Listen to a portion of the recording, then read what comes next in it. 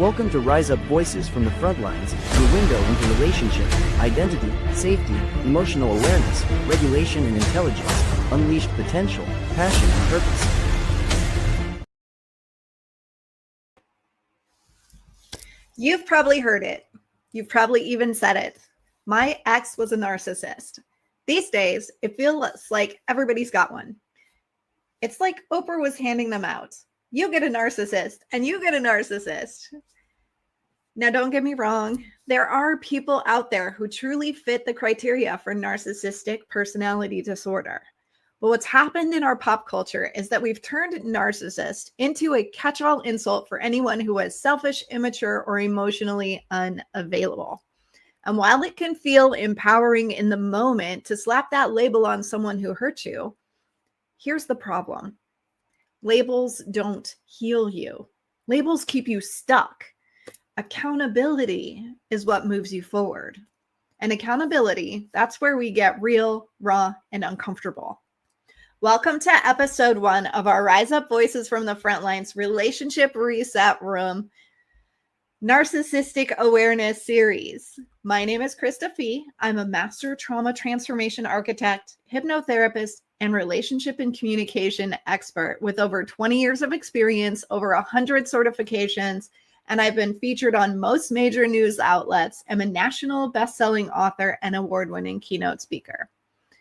So let's start by clearing the air. In psychology, narcissistic traits are things like self-centeredness, lack of empathy, needing control, manipulative behaviors, or always needing to be admired.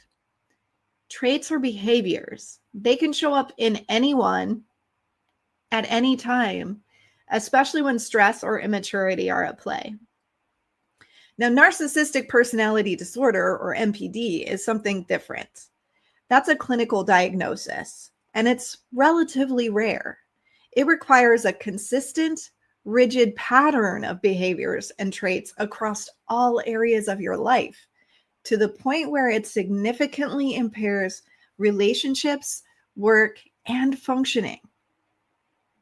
But here's where culture's gone a little sideways. Instead of learning to spot patterns, regulate ourselves, and take responsibility for our parts, we're weaponizing the word narcissist. We're using it like a psychological slur. And what's the danger in that? When we pathologize someone else, we let ourselves off the hook for growth. It's much easier to say, they were a narcissist, I'm the victim, than to say, that relationship brought out my own survival patterns, and here's what I need to own. So let's bring in some science. Your nervous system is wired for survival. Polyvagal theory tells us that when we feel unsafe, emotionally or physically, we shift into fight, flight, freeze, and fawn statuses. Fight is we might argue back, criticize, or get controlling. Flight, we might be avoidant, we might shut down, or we might ghost people. Freeze is disassociation, numbness, or we can't act. Fawning is appeasing, pleasing, and minimizing our own needs.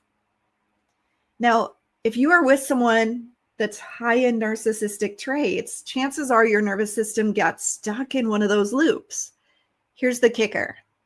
Sometimes people get labeled as narcissists simply because we were locked in a fawn or freeze pattern and didn't know how to advocate for ourselves.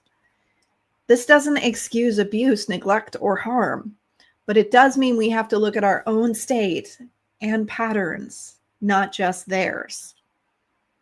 Internal family systems gives us another lens to look through. Inside each of us are parts. You might have a protective part that yells or shuts down, a people-pleasing part that overfunctions, or a wounded child part that just wants to be loved. When we get hurt, those parts take over. If your pleaser part was running the show, you may have tolerated manipulation far longer than your wise self would have. If your protector self was in charge, maybe you fought back so hard that you matched toxicity with toxicity. Again, this is not about excusing anyone's harmful behavior. It's about owning what we can control?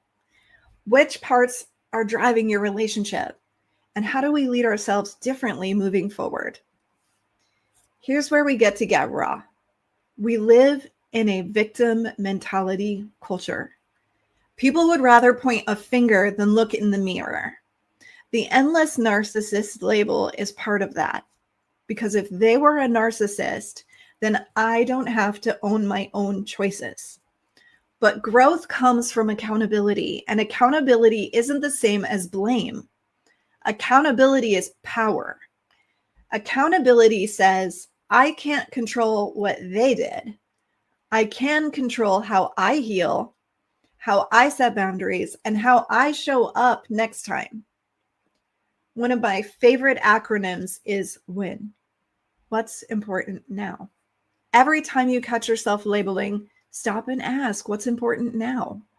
Not yesterday, not the story, not the label. What's important now for my healing, my growth, and my responsibility? So let's do a practice together.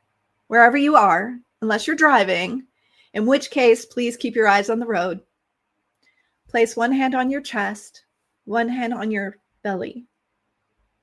Take a slow breath in through your nose and a longer exhale out through your mouth.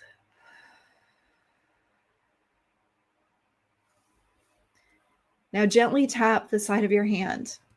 This is what's called a karate chop point. And repeat after me, either out loud or in your head. I notice my need to label.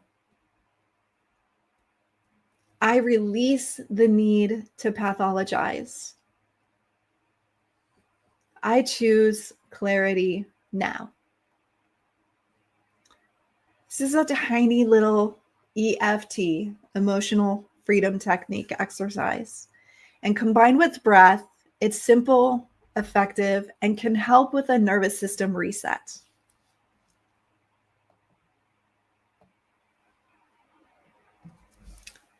If being self-centered was the definition of narcissism, half the people in the gym right now flexing in front of a mirror would qualify. But the truth is, narcissistic traits exist on a spectrum. We've all got them at times.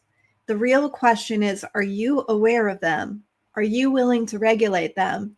And are you taking responsibility for how you impact others?